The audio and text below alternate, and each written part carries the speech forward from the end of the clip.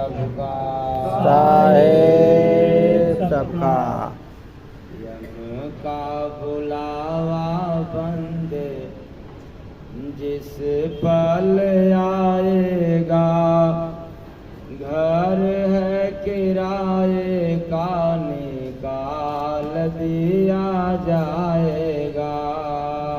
यम का बुलावा बंदे जिस पल आएगा, घर है किराए निकाल दिया जाएगा। दुनिया में कोई तेरा साथ ना निभाएगा, घर है किराए का निकाल दिया जाएगा। दुनिया में कोई तेरा साथ ना निभाएगा, घर है किराए का निकाल दिया जाएगा।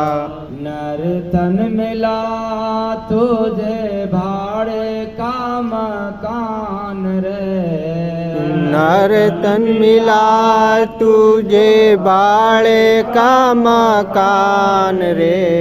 हरि का भजन भूला संतों का ज्ञान रे, हरि का भजन भूला संतों का ज्ञान रे।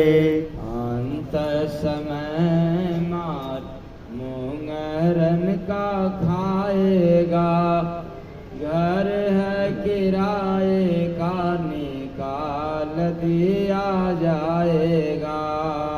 अंत समय मार मुंगरन का खाएगा, घर है किराए का निकाल दिया जाएगा। माया के नगरी में जार जामे पाया, माया के नगरी में जार जामी पाया। चलता है तन के उसी पे इतराया, चलता है तन के उसी पे इतराया। सांसों का हिसाब, सांसों का हिसाब होगा, क्या तू बताएगा, घर है किराए का निकाल दिया जाएगा। सांसों का हिसाब होगा, क्या तू बताएगा, घर है किराए का निकाल दिया जाएगा। साथ नहीं जाता जो उसी का गम है, साथ नहीं जाता जो उसी का गम है। जितना भी पाया यहाँ लगता रे काम है, जितना भी पाया यहाँ लगता रे काम है। सिर अपना पीट के बहुत पछताएगा, घर है किराए का निकाल दिया जाएगा। सिर अपना पीट के बहुत पछताएगा, घर है किराए का निकाल दिया जाएगा। सुख सुविधा सब महल का लेता, सुख सुविधा सब महल का लेता। सतगुरु शरण जाके टैक्स नहीं देता, सतगुरु शरण जाके टैक्स नहीं देता। होगा वसूली रे बड़ा दुख पाएगा, घर है किराए का निकाल दिया जाएगा। होगा वसूली रे बड़ा दुख पाएगा। घर है किराए का निकाल दिया जाएगा। आए हो अवसर भर दो किराया। पाए हो अवसर भर दो किराया। वादा करके आए तो याद दिलाया। वादा करके आए तो याद दिलाया। जय गुरु बंदे गुरु नाम ही बचाएगा। घर है किराए का निकाल दिया जाएगा। जय गुरु बंदे गुरु नाम ही बचाएगा। घर है किराए का निकाल दिया जाएगा। यम का बुलावा बंद जिस पल आएगा। घर है किराए का निकाल दिया जाएगा। यम का बुलावा बंदे जिस पल आएगा। घर है किराए का निकाल दिया जाएगा। साहेब सबका साहेब सबका। तो अभी अभी आप लोगों ने सुना, यम का बुलावा बंदे जिस पल आएगा। घर है किराए का निकाल दिया जाएगा। दुनिया में कोई तेरा साथ ना निभाएगा। घर है किराए का निकाल दिया जाएगा। अब आप लोग यही कहेंगे कि जो हम लोगों ने फ्लैट खरीद रखा है या मकान बना रखा है, भला आज जीते जी कौन निकालने वाला है? क्योंकि इसको तो मैं बनाया। किसी जगह तो भूल हो गई। हम लोग भूल गए कि कोई निकालने वाला नहीं है तब तक जब तक जिंदा रहेंगे। लेकिन जरा विचार करें, जिस मकान की बात हो रही है, जिस घर की बात बतलाया जा रहा है, वह घर कोई मानव नहीं बनाता। उस घर में मानव की मर्जी नहीं चलती। वो घर है मानव का तन। इस तन रूपी मकान को, इस तन रूपी घर को कौन बनाया है? भगवान ने। कौन बनाया है? भगवान ने। भगवान। कोई इंसान नहीं बनाया है। तो विचार करें, जिस घर को इंसान नहीं बना सकता, उस घर में भला क्या अधिकार है? निकाल देने की या रख लेने की? यह घर अधिकार क्षेत्र से परे है। इसलिए पंचभौतिक शरीर है। जब इस घर में रहने वाले जीव को पैगाम मिलता है काल के दरबार से कि भाई चलो जीव, अब वह काल यह नहीं कहता है कि है फलाने, क्योंकि जीव का नाम कोई फलाने ठिकाने नहीं होता। उद्धव सिंह माधव सिंह नाम नहीं होता। ये तो संसार में केवल शरीर की पहचान के लिए है। वह भी तब तक जब तक जीव रहता है। जीव निकल जाने के बाद फिर पहचान भी समाप्त हो जाता है। इसलिए अचेतन प्राणियों, जब काल के दरबार से पैगाम आता है कि चलो मेरे घर को खाली कर दो, जिस घर को मैं बनाया था उस घर में तुम्हें कुछ दिन के लिए रखा था, मतलब कुछ दिन के लिए, ज़्यादा दिन तक के लिए नहीं। आप लोग जो मकान बनवाते हैं तो यही कहते हैं कि जब तक जिंदा रहेंगे तब तक रहेंगे, जी। अधिकार स्वरूप समझ लेते हैं। लेकिन जिस मकान को प्रभु तैयार किया है उसमें जब पैगाम मिलता है कि चलो घर को खाली कर दो, तब तो हालत खराब हो जाती है। किसका? किसका? जीव का। ऐसा क्यों? यम का बुलावा बंद जिस पल आएगा, घर है किराए का निकाल दिया जाएगा। ऐ चेतन प्राणियों, यह आदेश मिलता है कि देखो जो मैं किराए का मकान तुझे दिया था, केवल मकान ही नहीं, किराए का मकान तुझे दिया था,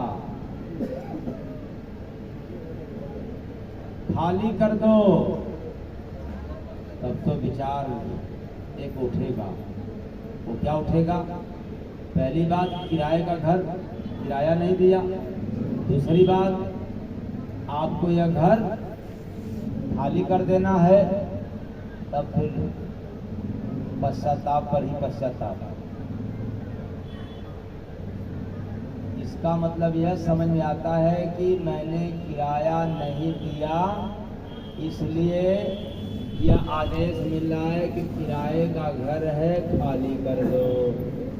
हाँ जी हजूर, एक बार माफ कर दिया जाए इस किराए के घर में रहने के लिए। अब गलती नहीं करेंगे, अदा कर देंगे तो माफ कर देगा, कोई सुनवाई होगी।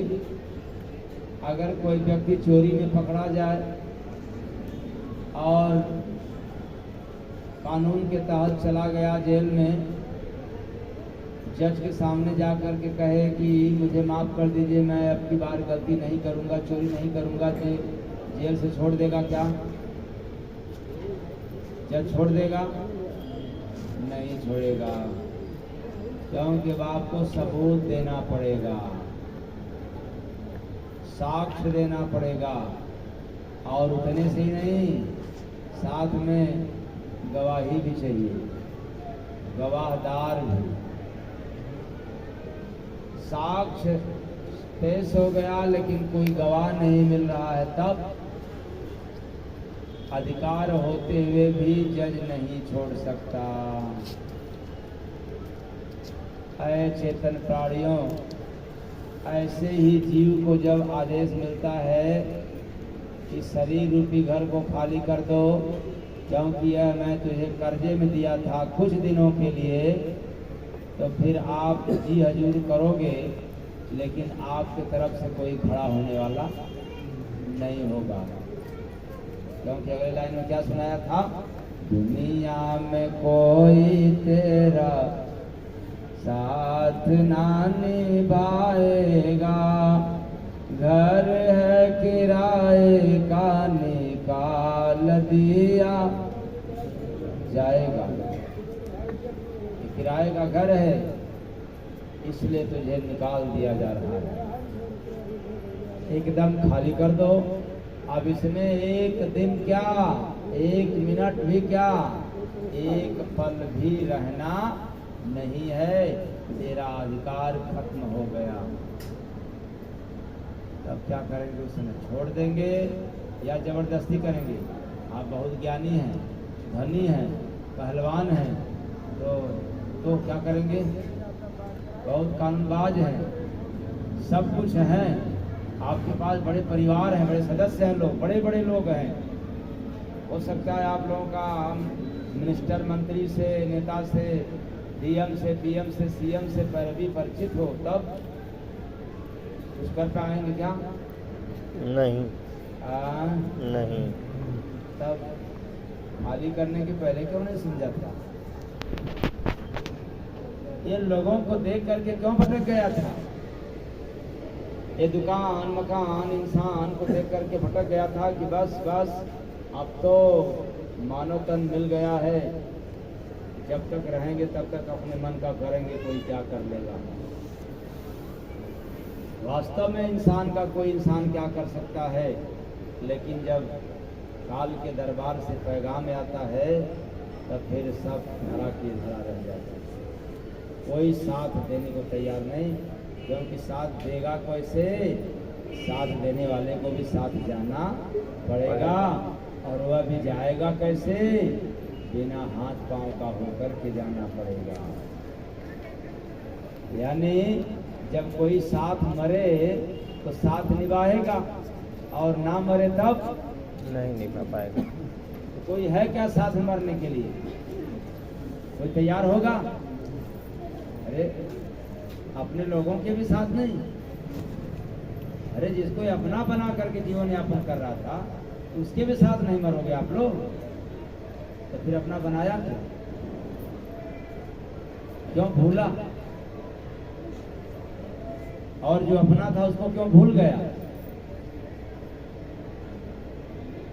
तो जो साथ नहीं दे सकता, जो कभी संग में जा नहीं सकता, आप उसको हमेशा रात दिन साथ साथ रखा रहा, और जो आपके रात दिन जन्म मरण में भी साथ देने वाला, उसको तो बहुत दूर रख दिया। तो जन्म मरण में साथ देने वाला कौन? कोई संत फकीर। और जो कभी नहीं साथ देते हैं वो अपने रिश्ते ब्लड के, ये ब्लड वाले ब्लड में ही रह जाते हैं, ब्लड से बाहर नहीं जाते हैं। जैसे ये मृत्यु हो जाती है, ब्लड भी पानी हो जाता है, पानी हो जाते हैं, मतलब कोई साथ देता नहीं है, क्योंकि कोई वहां वकालत नहीं चलती। कहाँ? जहाँ जाने के लिए पैगाम मिलता है कि मेरा जो किराए का मकान था उसको खाली कर दो, छोड़ दो, चलो। इसलिए वहाँ सीधा सीधा फैसला ही होता है, एक पक्षा, एक तरफ का। अब आप लोग कहोगे कि क्या महाराज जी सुना रहे हैं, वहाँ एक पक्षा फैसला होता है, कोई जाता नहीं, तो कौन देखता है? यही बात ना आप लोगों के दिमाग में आएगी कि आखिर ये जो बात बता रहे हैं कौन देखता है? इंसान देखता है। और इंसान में कौन देखता है? जो जाग गया होता है। आप नहीं देख रहे हैं, इसका मतलब कि अभी आप जागे नहीं हैं। तब कहोगे कि अरे जागे नहीं है, अभी आँख खोल करके तो बैठे हैं, कोई बात नहीं है, ये तो चमड़े की आँख खोल करके बैठे हैं, इस आँख में कहाँ दम है देखने की? तब कहोगे कि तब इस आँख में दम है, इसी जगह तो भटकाव है। ये पापी आँख है, जालिम आँख है, ये ममता की आँख है। इस आँख को पावर नहीं है वह देखने की जिसने संसार को रचा है। इस आँख में वह क्षमता नहीं है जो अपने अंदर की बात को समझ सके, देख सके। तब फिर इस आँख में क्षमता क्या है? बुराई देखने की, बुरे लोगों को देखने की, अच्छे लोगों को देखने के लिए भी इसके पास क्षमता नहीं है, कमजोर हो चुका। जैसे ही शरीर से जीव निकल जाए, आंख है लेकिन देख नहीं सकती, इसलिए इसके पास क्षमता नहीं है देखने की। और आप लोग भटके न, भ्रमित न रहे कि हम तो जागे हैं, आंख खुला है, ये तो माया की आंख है, इससे माया ही दिखेगी। इसलिए आंख खोलने का मतलब होता है तीसरी आंख, जो दोनों आंखों के भाव के मध्य में होता है, जहाँ पे टीका, चंदन और विधिया लगाई जाती है। जब तक कोई संत सत्संग, कोई फकीर नहीं मिलता है, तब तक यह तीसरी आंख, तीसरी नैन खोलने वाला नहीं। इसलिए हम लोग सोए पड़े हैं। जो जाग गया, जिसकी तीसरी आंख खुल गई, वही तो देखता है। और जिसका नहीं खुला वो नहीं देख पाया। तब फिर खुलेगा कैसे? क्या उसमें भी कोई डॉक्टरों के समान कार्य करना पड़ता है क्या? डॉक्टरों के समान मतलब क्या हॉस्पिटल में जाना पड़ेगा? डॉक्टर कोई ऑपरेशन करेगा क्या? चमड़े को काट करके तीसरी आंख को बाहर निकालेगा? क्या करना पड़ेगा जो तीसरी आंख खोले? तो तीसरी आंख के लिए संत महात्माओं के पास जाना पड़ेगा, उनसे नाम दीक्षा लेकर के सुमिरन भजन करना पड़ेगा, उस मालिक को याद करना पड़ेगा, तब जाकर के वह आंख खुलेगी। तो न संत महात्माओं के पास जाएंगे न तीसरी आंख खुलेगा। मतलब न नौमन गेहूँ हुई न राधा गौने। समझ रहे हैं नहीं आप लोग? न नौमन गेहूँ हुई मतलब नौमन गेहूँ हुई है न राधा गौने यही है। न हम संत महात्मा के पास जाएंगे न तीसरी आंख खुलेंगे, तो बड़ा गड़बड़ हो गया। अच्छा कोई बात नहीं है महाराज जी, तीसरी आंख खुले न खुले, लेकिन चश्मा तो लगा के देखी लेंगे। हाँ? लेकिन याद रखना वहाँ कोई यंत्र मंत्र तंत्र नहीं काम देता है। उस आंख को खोलने के लिए प्रभु के याद में खोना पड़ता है, लीन होना पड़ता है, ध्यानास्थ होना पड़ता है। और ये संभव तभी है जब तक कोई गुरु महाराज न मिले, कोई संत फकीर न मिले, कोई तत्वदर्शी महात्मा न मिले, तब तक यह खुलने वाला नहीं है। इसलिए अचेतन प्राणियों, यह जो मानव तन है इसमें जीव रहता है, इसलिए पैगाम भी मिलता है तो जीव को मिलता है, न कि देह को मिलता है। सुनाई जीव को पड़ता है न कि देह को, इसलिए दिखाई जीव को होता है न कि शरीर को। तो कष्ट भी जीव को होता है, देह को नहीं होता। अब आप लोग कहोगे कि ना मेरे आंख में पीड़ा दर्द है, ये तो आंख में है, पूरे शरीर में थोड़े है, ये केवल आंख में है। चलो पीड़ा है, जीव निकल जाए तो आंख की पीड़ा कहाँ गई? इसका मतलब कि यह दर्द भी किसमें था? जीव में। जीव में। तो जीव ही देखने वाला, जीव ही बोलने वाला, जीव ही चलने वाला, और जीव ही दुर्गति पाने वाला, और जीव ही को सदगति मिलता है। इसलिए अचेतन प्राणियों, यह जो मानव तन है इसमें रहने वाले जीव को आप घर खाली करने से पहले प्रभु को याद कर लिया होता तो आपको कोई दुख दर्द कोई तकलीफ नहीं होता। लेकिन खाली करने से पहले कुछ नहीं किया था, बल्कि आप कर्जा पे कर्जा ही लादता गया। कर्जा पे कर्जा, ये तो बात समझ में नहीं आ रहा। वही मैं उधार लिया ही नहीं तो कर्जा कैसे? तो उधार है। क्या है? उधार है। क्या उधार है ये तो बाद में बतलाते हैं, लेकिन पहले यह सुन लिया जाए। यह जो मानव तन है ये भक्ति भजन करने के लिए मिला। तब कहेंगे आप लोग भोजन नहीं करना है, भोजन तो करना ही है, पर भोजन करना अनिवार्यता नहीं है इस मानव देह में।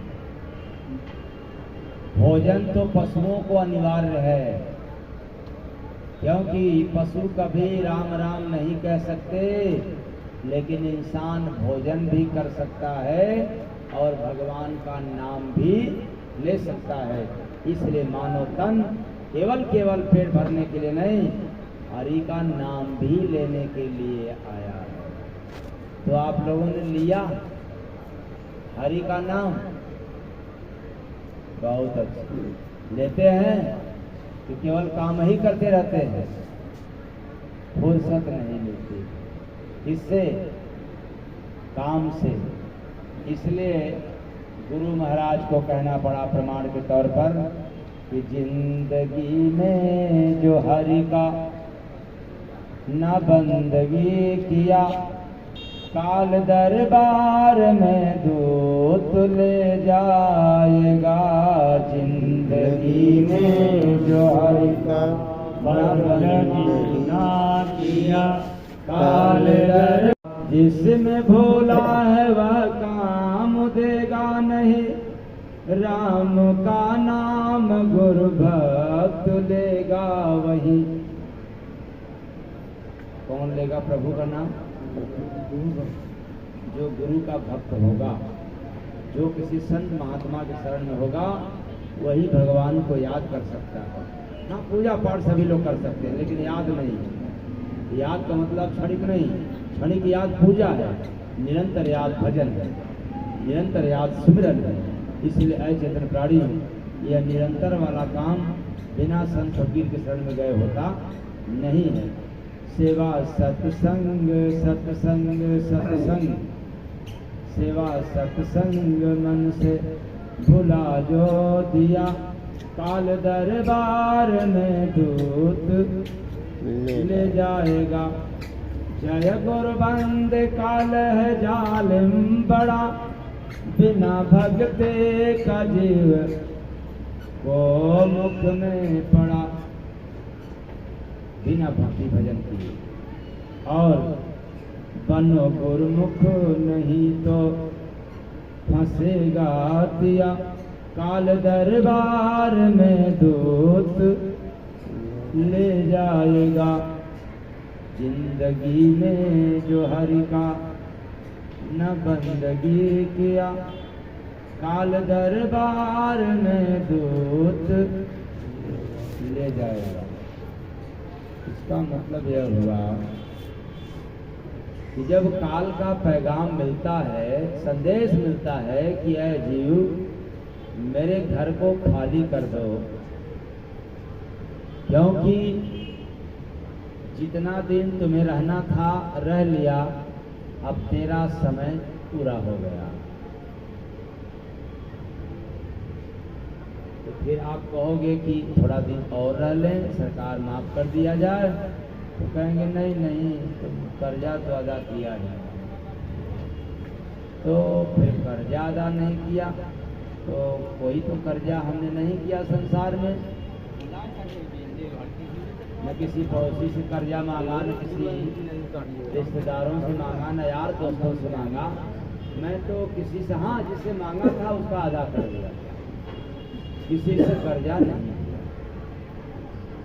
आदमी कितना गद्दार होते हैं, समझ नहीं पाते ज्ञान के चक्कर में, क्योंकि ज्ञान खतरनाक होता है, अनुभव तो होता नहीं। ज्ञान के मद में कहते हैं कि मैं तो संसार में कोई कर्जा लिया ही नहीं। लेकिन याद करो, देवताओं का कर्जा होता है, माता पिता का कर्जा होता है, देव ऋण, पितृ ऋण, पितरों का भी होता है, और गुरु का ऋण, ये सब ऋण होता है। किसके ऊपर? जीव के ऊपर। यह कर्ज दे पाया? माता पिता ने तुम्हें खिलाया दिलाया, पाल पोस करके बड़ा किया, जवान हो गए, शादी विवाह हो गया, अपने मन का हो गया। इतने दिनों तक माता पिता ने तेरे लिए कुछ किया, बहुत कुछ किया, तो थोड़े दिन के लिए किया? तब कैसे काम चलेगा? कर्जा तो माता पिता का। और संत महात्मा धरती पर होते हैं, उनके पास जाए न जाए, लेकिन उनका तो कर्जा है। गए तो कर्जा मुक्त, और नहीं गए तो कर्जा युक्त। तो हम संत महात्मा के पास जाएंगे नहीं तो कर्जा हमारे ऊपर चढ़ा रहेगा, जाएंगे तभी वो उठेगा। और पितृ ऋण, पितरों का कर्जा, तो कभी आप लोगों ने उनको कुछ दिया पितर हो जाने के बाद? हाँ, साल में एक बार, साल में एक बार, वह भी केवल थोड़ा सा। इतना ही कर्जा, बताओ कितने बरस लग जाएंगे, कितने जन्म लग जाएंगे कर्जा अदा करने में। दे भी रहे तो उनके जो मुंह में जीरा, बहुत थोड़ा सा। वो कर्जा है ही। खैर और कर्जा आपको समझ में आए या न आए, लेकिन यह तो समझ में आता है कि माँ का कर्जा कोई अदा करने वाला पैदा नहीं हुआ। इसका कर्जा माँ का नहीं, माता का, मम्मी का। आज के फैशन में मम्मी की कर्जा। कोई अदा कर पाया नहीं। बेटा कहेगा मेरे पास इतना धन है गुरु महाराज की मैं अदा कर दूंगा, चाहे जब माँ मांग दे मैं दे दूंगा। लेकिन याद रखना वो कर्जा नहीं होता है जिसको धन देने से चुकता हो जाए। ऐसे लोगों ने वह कर्जा आपको दिया है जो आपके पास आपके लिए समय दिया। क्या दिया है? समय। क्या दिया है? समय। समय दिया है। जब आप उतना समय दोगे तब कर्जा से मुक्त होगे। उतना समय माता पिता के लिए दे नहीं सकता तो पैसे कितने भी लुटा दो उनके पीछे, लेकिन फिर भी कर्जा जस का तस रहेगा। क्योंकि पैसे तो आपके भी लिए लगाए लेकिन साथ में समय भी लगाए। अब आप लोग बताओ, मम्मी पापा को समय लगाते हैं? कितने लोग लगाते हो? सास ससुर में समय लगाते हैं आप लोग? ना बाबा ये पढ़ाई ठीक नहीं है। कोई दूसरी बात बताओ, सुनाओ, चलेगा, लेकिन ये बात मत सुनाओ क्योंकि समझ में आने वाला नहीं है। इसलिए कर्जा से भी छुटकारा होने वाला नहीं है। धन दौलत कितना भी दे दो लेकिन नहीं हो पाएगा। ऐसे ही उस प्रभु ने आपको पूरे 9 महीना माँ के गर्भ में रचा है, शरीर को पाला है, संवारा है, बनाया है और इतनी सुविधा भी दिया।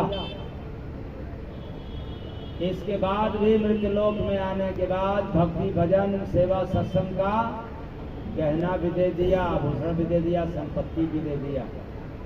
देखो संसार में रहना, लेकिन यह काम कभी छोड़ना नहीं। आप लोग करते हो ना? ना बाबा, क्यों नहीं करते हो? हाँ, कुछ तो कहेंगे पता नहीं, कुछ कहेंगे कि टाइम नहीं होता। यही बात पर याद रखना। इसीलिए काल जब संदेश देता है यह जीव मेरा घर खाली कर दो और आप समय मांगते हो, तो काल कहता है कि नहीं, जल्दी खाली करो, मेरे पास टाइम नहीं है। क्योंकि औरों का नंबर है जाने का, खाली करने का, उनको भी लेने के लिए जाना है। तब कहोगे करे थोड़ा सा प्लीज रिक्वेस्ट, लेकिन कहेगा नहीं। जैसे जिंदगी भर झूठ बोला है कि मेरे पास टाइम नहीं, मेरे पास टाइम नहीं, वैसे अंत में काल भी कहता है कि मेरे पास टाइम नहीं है। तब एहसास होता है कि जो मैं इतना बहाना किया था आज मुझे मिल गया इसका फल। काश मैं कभी बहाना नहीं किया होता तो शायद मेरी सुनवाई होता, बहुत पश्चाताप होता। यम का बुलावा बंद जिस पल आएगा, घर है किराए का निकाल दिया जाएगा। यम का बुलावा बंदे जिस पल आएगा, घर है किराए का निकाल दिया जाएगा। तब जब आप जिरा करोगे, बहस करोगे कि आखिर इसमें क्यों नहीं रहने दिया जा रहा है, इतने दिनों तक हमने रहा है इस घर में, अब आज अचानक क्यों निकाल रहे हैं। अगर ये आपको पता होता कि मैं किराए में पाया हूँ तो अदा कर दिया होता। जानकारी था नहीं जिंदा जब तक थे, अब तो मुर्दा होने वाले हो, घर को छोड़ने वाले हो, तब सवाल करते हो आखिरी में। तब कहता है किराए का घर है उधारी के श्वासा, भजन करा भाई कर जाके नासा। का घर है उदारी का श्वासा, भजन करा भाई कर जाके नासा। चेतन प्राणियों, ये तन जो है किराए का, और जो श्वास लेता था ना, मतलब जो श्वास आता जाता था, ये मेरा है उधार में। मतलब इस पर भी तेरा मर्जी नहीं है कि जब चाहो तब श्वास रोक लो, क्योंकि जानते हो कि जब इस पर अधिकार जमाना चाहेंगे रोकने के लिए, यदि श्वास बाहर गई रोक दोगे श्री राम नाम सत्य, श्वास अंदर गई तो भी रोक लोगे तो श्री राम नाम सत्य हो जाएगा। इस पर तो तेरा अधिकार था ही नहीं, इस क्योंकि ये तो उधार में है, और जो शरीर था ये तो किराए में था। ये दोनों गड़बड़, एक किराए में और दूसरा उधारी में। तूने किराए का किराया दिया और उधार पहले से ही पड़ा है। जब तुम किराया दे नहीं सकता तो फिर बताओ जो श्वास उधार में मिला है उसका कैसे कर्जा दो? मतलब जो पहले का है वो नहीं दिया, और अब तो श्वासा चल रही है, भला इसका कैसे दोगे? तब यह सवाल मैं आप लोगों से पूछना चाहता हूँ, इसका जवाब है क्या किसी के पास? अगर यहाँ जवाब दे सकते हो तो अंत में काल के दरबार में भी दे पाओगे, और जब यहाँ सवाल पूछ रहा हूँ नहीं दे पाया तो समझ लेना कि काल को देखते हालत खराब हो जाएगी, कोई आवाज आने वाला नहीं है, क्योंकि वही पूछेगा क्या? किराए का घर है उधारी का श्वासा, भजन करा भाई कर जाके नासा। यानी भजन किए होते तो कर्जा समाप्त हो गया होता, भजन किया नहीं तो ये कर्जा जस का तस। तब बताएं आप लोग भजन तो करते हैं ना रोज? लगता है कि नहीं हो पा रहा है काम, भजन नहीं करते। अच्छा भोजन तो रोज करते हैं ना? भोजन रोज करते हैं और भजन एक दिन भी नहीं है। बस याद करते रहना किराए का। जिस घर में ठूस रहे हो ना, जिस घर में विश्व बैंक बना रहे हो, तो याद रखना इस लाइन को, किराए का घर है उधारी का श्वासा, भजन करा भाई करे जाके नासा। का घर है उधारी का श्वासा, भजन करा भाई कर जाके नासा। पाए चुकाने को नर तन निवासा, भजन करा भाई कर जाके नासा।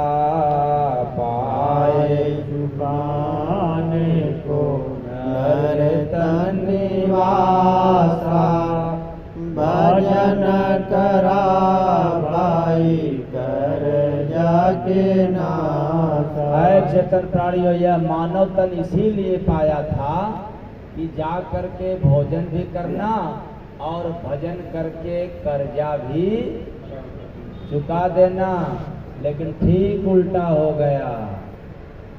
भोजन तो खूब किया बिना भूख का, लेकिन भजन तो एक दिन भी नहीं कर पाया।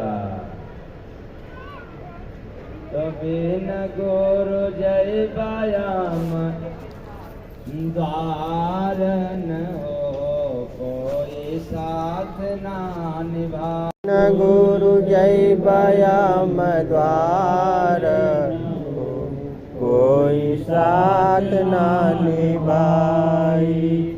साथ ना निभाए कोई साथ ना निभाए। साथ ना निभाई कोई साथ ना निभाई।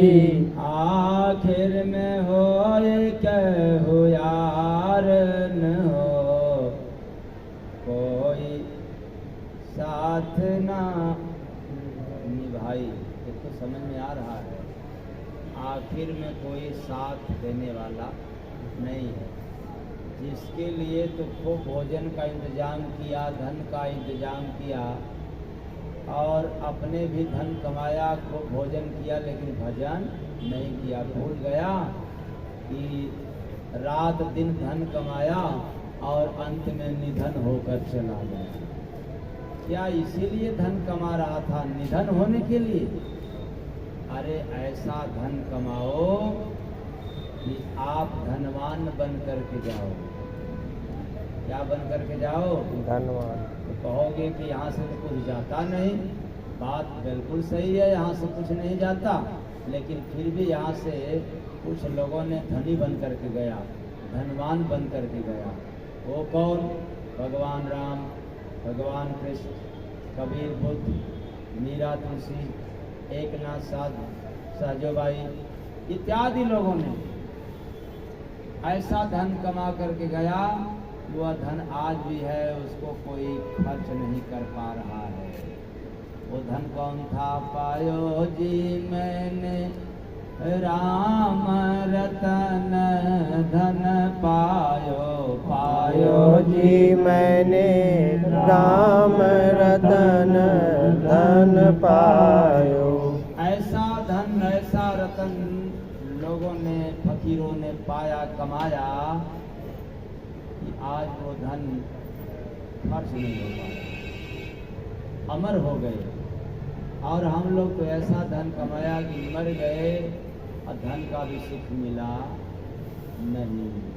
इसलिए धर्म कहता है, वेद पुराण कहता है, सारे संत महात्मा कहते हैं धन निश्चित कमाओ लेकिन भजन जरूर रहे।